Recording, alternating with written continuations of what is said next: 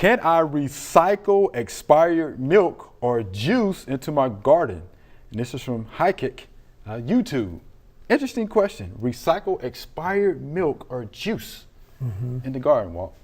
What do you think? Well, I know the milk will be fine. Milk is fine. Calcium. Yes, calcium. But the juice, I don't know. I wouldn't go, again, going back to the milk, it's calcium. You know, you just cut it a little bit with water. If it's acidic, maybe not. But if it's sugary, because we do put That's molasses, what the juice, right? we do put molasses Right, on right. as a fertilizer and to increase the microbes in the Right, soil, sure do. so that might work. Should do.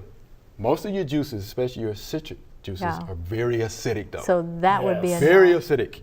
So I wouldn't want to use those Maybe juices. apple or Maybe. something like that. Maybe. Like I said, I'll be maybe. a little skeptical. With Yeah, that. expired milk, yes. Some of your juices, I don't know.